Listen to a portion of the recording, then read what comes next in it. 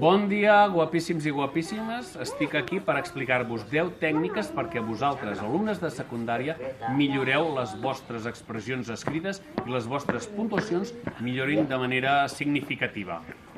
Però abans de començar amb les 10 tècniques, el que us he de dir és que abans de començar a escriure heu de tenir present a qui va adreçat el vostre escrit i amb quin objectiu.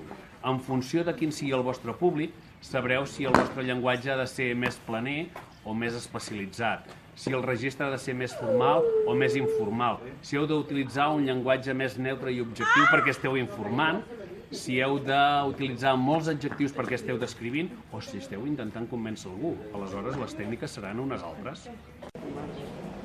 Tècnica número 1. Quan no sabem com ordenar un escrit, hem d'apostar per l'ordre cronològic. Què vol dir ordre cronològic? Doncs primer va passar això, després va passar allò altre, acte seguit va passar allò altre, a continuació va passar allò de més enllà i finalment els fets van acabar d'aquesta altra manera.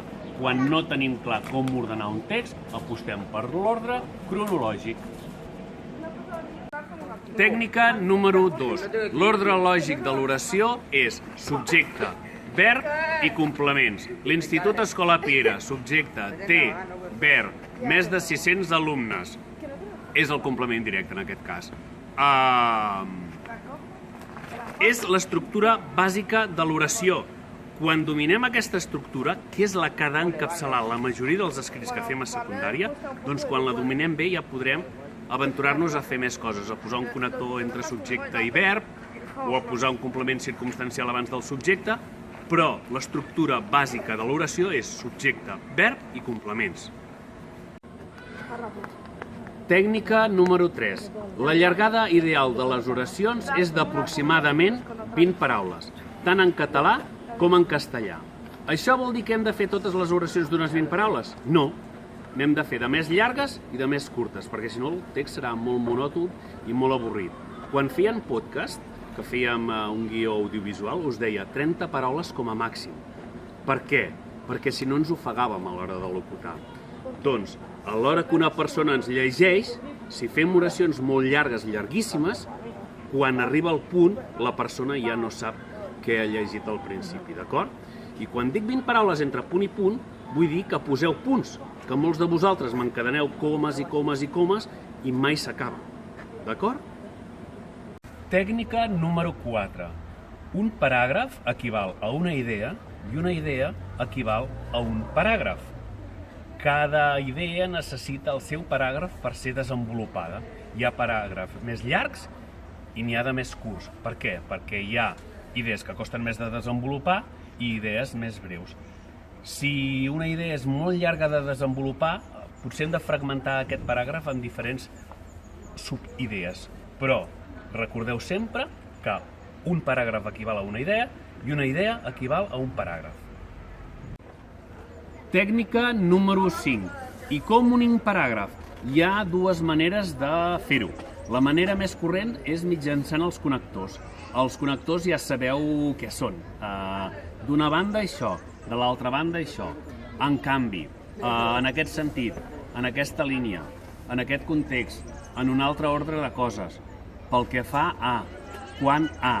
Tot això són connectors que ens ajuden a juntar paràgrafs. I també hi ha els connectors temporals que ja us els he explicat quan parlàvem de l'ordre cronològic. Entesos?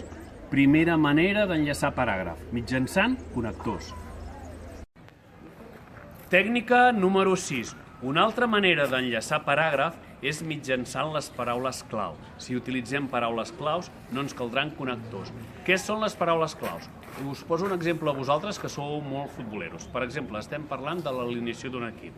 Doncs diem, la portera és tal persona i té aquestes característiques. La defensa està formada per no sé qui, no sé quantos. El mig del camp està format per Aitana Bonmatí i Alexia Putellas. La davantera destaca tal jugadora i tal altra. I això són paraules claus.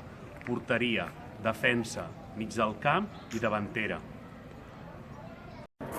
Tècnica número 7. Hem d'aconseguir que els textos siguin el més lleugers possibles. I què és una cosa que carrega molt els textos? repetir paraules. Per tant, hem de buscar sinònims sempre. Tècnica número 8.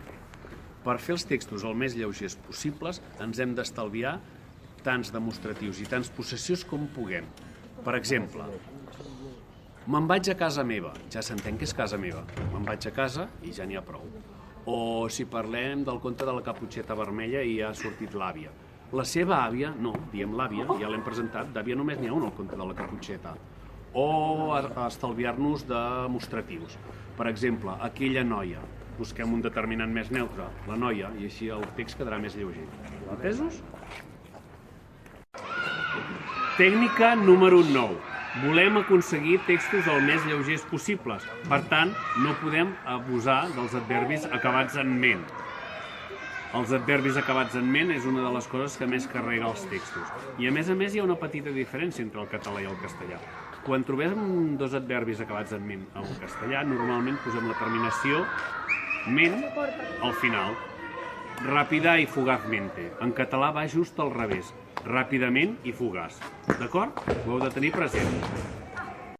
Tècnica número 10 i última. Volem aconseguir textos el més lleugers possibles. Doncs hem d'evitar, tant com puguem, els afeblidors. Què són els afeblidors?